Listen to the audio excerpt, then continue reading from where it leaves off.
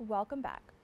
Organization Oliver Scholars provides opportunities for young people across New York City to access top tier educational resources and transformative experiences. The organization currently accepts applications and nominations for their next class of scholars now through January 25th. CEO of Oliver Scholars, Dr. Danielle Moss, joins me to discuss. Doctor, thank you so much for joining me. Thank you for having me. I'm glad to be here. Now, I'd love to hear a little bit more about, what inspired the creation of Oliver Scholars. Well, we are actually celebrating our 40th anniversary. We were founded by a gentleman named John Hoffman who had attended an independent boarding school himself and saw an opportunity to bring more diversity to his alma mater. So we started with one partner school, and now we have 70 schools within our consortium network. Now, I want to expand on the 40th anniversary. One, congratulations. I think for any organization to reach 40 years, it is definitely a milestone. Can you talk about the significance, of seeing, being a part of something that has reached 40 years? It is absolutely astounding. Keeping a nonprofit going in New York City is no easy feat. I think there are about 50,000 nonprofits in the state of New York. And getting people to really focus and support this population of high ability Black and brown students over such a long period of time is a feat in and of itself that, I wouldn't just attribute to me, but we have a wonderful board of trustees. Our alumni are incredibly committed and active, and we are actually celebrating our anniversary this evening at Cipriani's 42nd Street. That's amazing. And can you, talk about, just the gala, what significance that holds, and why is it just so important to kind of be around the people, that has helped bring the organization to where it is today? Well, over the last several months, we've had a campaign called 40 for 40, 40 alumni over 40 years. And we've really been able to highlight alumni who are knocking it out the park in journalism, in medicine, in law, in art, in business, really just to see the trajectory of their lives and how transformative the work of this organization has been for so many young people is absolutely gratifying. Now, I want to touch on something that you mentioned that is super important, in that there's a focus on Black and brown students. Can you talk about, why that was needed in a city like New York?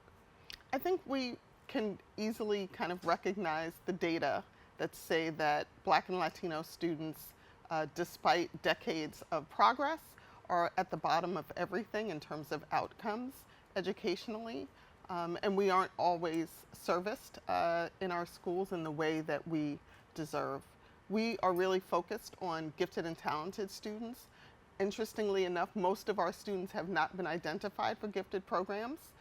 Black and Latino students are 20% less likely to be identified as gifted, regardless of their test scores, and a lot of that has to do with bias. Thank you so much for pointing that out, because I know that, unfortunately, even if, a parent may notice that their child is gifted, they don't always have the resources to kind of take advantage of, I noticed that there's something special about my kid, what can I do? Where can they go to kind of utilize that and, see their fullest potential? How does Oliver Scholars help with that?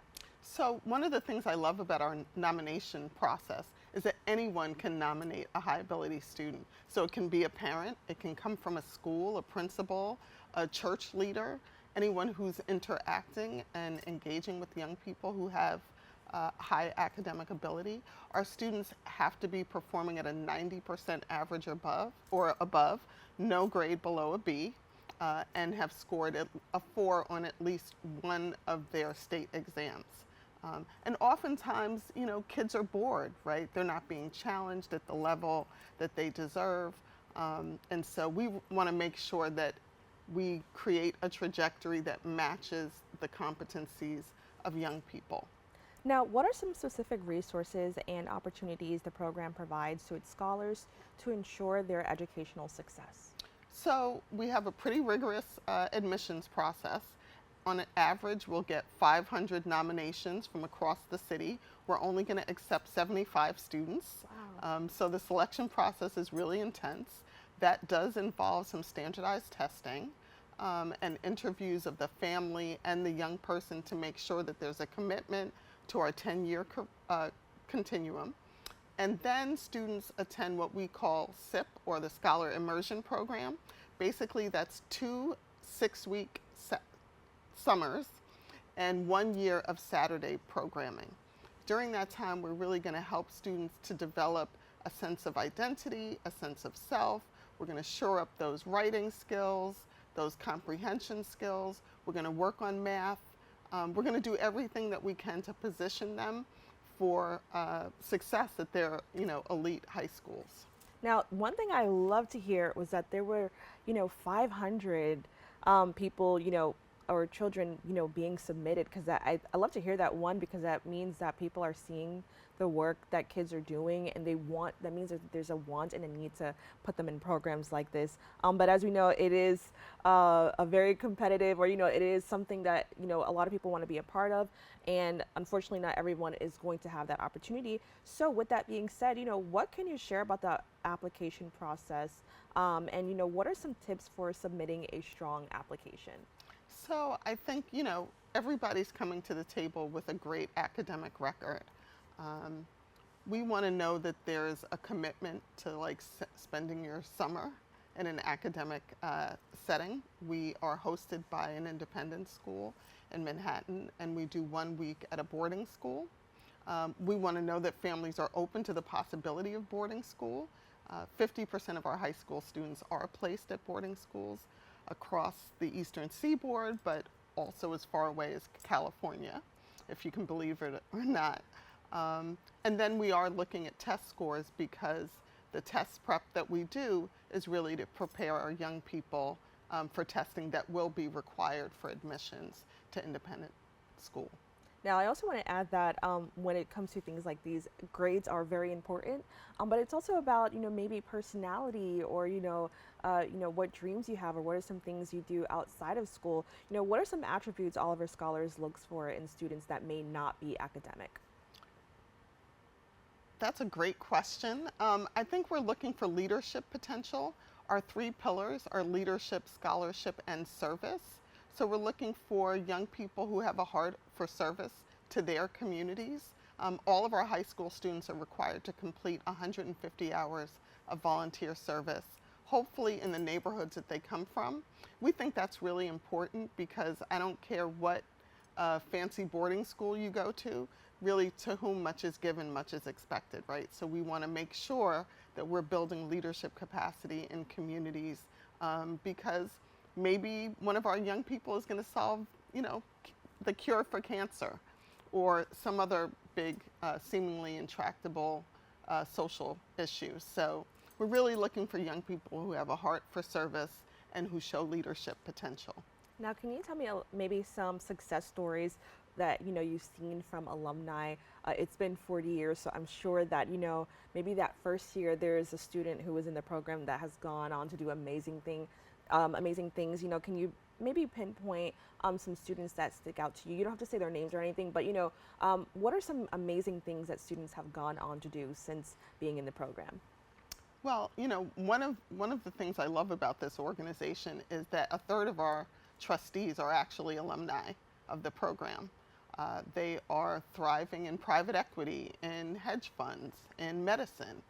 We have an alum who's an actress who's on the board. We have others who are bankers. There's really no profession where you can't find an Oliver Scholar who's doing amazing things.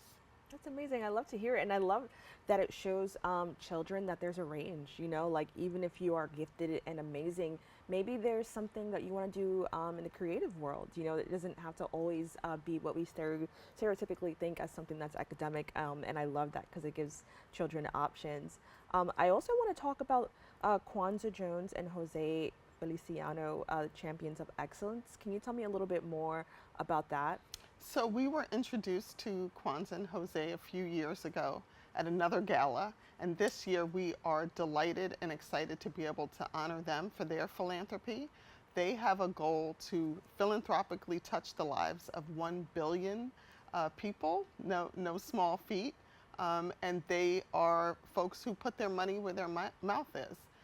And I think what's really exciting for us on this 40th anniversary is that the honorees reflect the communities and the young people that we serve, because we want them to see themselves in Kwanzaa and Jose. Now, what do you hope to see for the next 40 years of Oliver Scholars? You know, I think every nonprofit will tell you, you know, I want to put myself out of business, right? I want to live in a world where every young person of promise is getting everything that they deserve in their schools. But to the extent that we're still around in 40 years and, you know, the racial and cultural disparities continue to persist, I want to make sure that we're thriving, that we're serving more students, right? So that if 500 young people were qualified for admission, we'd be able to, you know, create 500 spots. Well, Doctor, I want to thank you so much for, joining us and discussing the work that you're doing to kind of support our Black and Latino children, here in our city. So, thank you so much for joining us. Thank you for the opportunity. To learn more about the services this organization provides, please go to their website, oliverscholars.org. We've come to the end of our show today. I'd like to thank all of our guests for joining us and you, the viewers, for tuning in. If you miss any part of today's show, you can catch the recable cast at 5 and 10 p.m.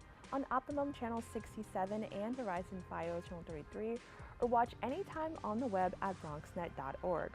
You can catch a brand new episode of Open with Darren Jaime on Wednesday and with Rena Valentine on Friday. I'm Kibin Alleyne, wishing you and yours safety and wellness now and always. See you next time.